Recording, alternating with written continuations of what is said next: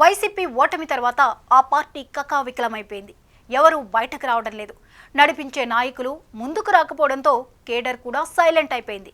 ఈ తరుణంలోనే తొలి నాళ్లలో వైసీపీ నుంచి కూటమి పార్టీలోకి వలసలు భారీగా చోటు చేసుకున్న సంగతి అందరికీ తెలిసిందే. అయితే ఆ తర్వాత ఏమైందో ఏమో తెలియదు కానీ కొన్నాళ్లుగా కూటమి పార్టీలు వలసలను ఆపేశాయి. మచ్చలేని నేతలను మాత్రమే చేర్చుకుంటున్నాయి. ఈ తరుణంలో గతంలోనే వైసీపీకి రాజీనామా చేసిన ముగ్గురు ఎమ్మెల్సీలు టీడీపీలో చేరడంతో మరోమారు చేరికల అంశం చర్చనీయాంశమవుతోంది. స్థానిక సమరానికి సమయం ఆసన్నమవుతోన్న వేళ కూటమి పార్టీలు వలసలకు గేట్లెత్తాయా?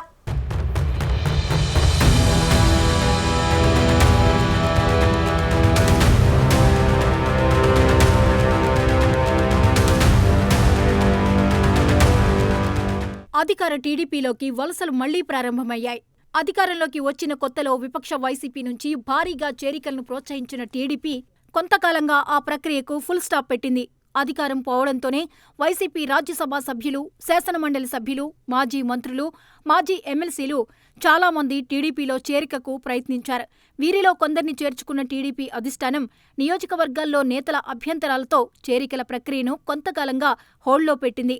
ఇక స్థానిక ఎన్నికలకు వెళ్లాలనే ఆలోచనతో వైసీపీని పూర్తిస్థాయిలో దెబ్బకొట్టేందుకు మళ్లీ పార్టీ మార్పులకు గ్రీన్ సిగ్నల్ ఇచ్చినట్లు సమాచారం.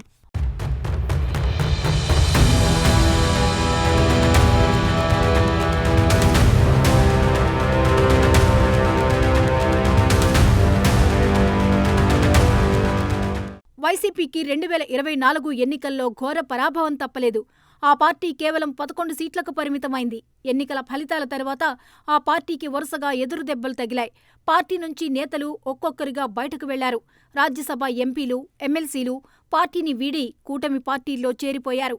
తాజాగా ముగ్గురు ఎమ్మెల్సీలు టీడీపీలో చేరారు. వారిలో ప్రముఖంగా చెప్పుకోవాల్సింది మర్రి రాజశేఖర్ గురించి. మర్రి రాజశేఖర్ ఈ ఏడాది మార్చి 19న వైసీపీకి ఎమ్మెల్సీ పదవికి రాజీనామా చేసిన సంగతి తెలిసిందే. ఆయన సుదీర్ఘకాలం వైసీపీలో పనిచేశారు. ముఖ్యమంత్రి చంద్రబాబు ముగ్గురు ఎమ్మెల్సీలకు పార్టీ కండువా కప్పి ఆహ్వానించారు.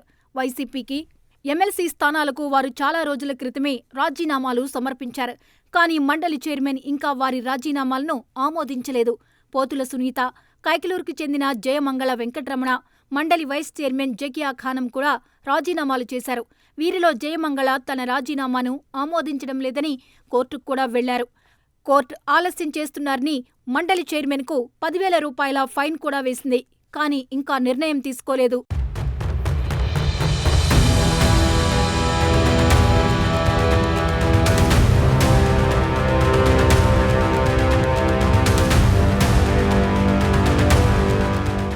మర్రి రాజశేఖర్ కుటుంబం సుదీర్ఘకాలంగా కాంగ్రెస్లో ఉంది. ఆ తర్వాత జగన్ వెంట నడిచారు. జగన్ వారిని నట్టేట ముంచడంతో పాటు తీవ్ర అవమానాలకు గురిచేయడం, విడుదల రజనీ కోసం బలి చేయడంతో ఆయన బయటకు వచ్చారని చాలామంది అంటుంటారు. చాలా కాలం టీడీపీలో ఉన్న బల్లి దుర్గాప్రసాద్ కుమారుడు బల్లి కళ్యాణ్ చక్రవర్తి మళ్లీ సొంత గూటికి చేరుకున్నారు. కర్రి పద్మశ్రీ కూడా వైసీపీలో ఉండలేకపోయారు. పోతుల సునీత ఇటీవల బీజేపీలో చేరారు. జయమంగళ వెంకటరమణ రాజీనామా ఆమోదించిన తర్వాత జనసేన పార్టీలో చేరే అవకాశముందని అంటున్నారు. రాజీనామాలు ఆమోదించాలని కోర్టుకు వెళ్లినా మండలి చైర్మన్ నిర్ణయం తీసుకోవడం లేదు. ఆయన వైసీపీ నేత. జగన్ రెడ్డి చెప్పినట్లుగా చేస్తున్నారన్న ఆరోపణలు వస్తున్నాయి. ఎన్నికలకు ముందు పార్టీ ఫిరాయింపులపై విచారణ జరపకుండా రాత్రికి రాత్రే కొంతమంది ఎమ్మెల్సీలపై అనర్హత వేటు కూడా వేశారు. ఇప్పుడు రాజీనామాలు చేసినా ఆమోదించడం లేదు.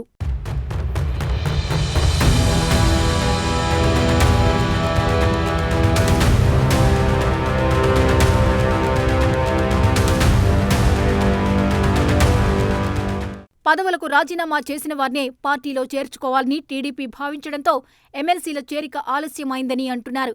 అయితే మండలి చైర్మన్ ఇంకా నిర్ణయం తీసుకోవడానికి సమయం తీసుకుంటుండటంతో ఈ వర్షాకాల సమావేశాల్లో ఎమ్మెల్సీలకు పసుపు కండువాలు కప్పి పార్టీలో చేర్చుకోవాలని ముఖ్యమంత్రి చంద్రబాబు నిర్ణయించారని చెబుతున్నారు. మండలిలో ప్రస్తుతానికి వైసీపీకే ఆధిక్యం ఉన్నప్పటికీ దాదాపు 6 ఎమ్మెల్సీలు రాజీనామా చేయడంతో ఆ పార్టీ ఆత్మరక్షణలో పడిపోయింది. వచ్చే ఏడాది భారీగా రిటైర్మెంట్లు ఉండడం, రాజీనామా చేసిన వారి స్థానంలో కొత్తగా ఎన్నిక నిర్వహిస్తే టీడీపీ గెలుచుకునే అవకాశం ఉండడంతో రాజీనామాలు ఆమోదించకుండా ఇంతకాలం మండలి చైర్మన్పై ఒత్తిడి తీసుకువచ్చినట్లు చెబుతున్నారు.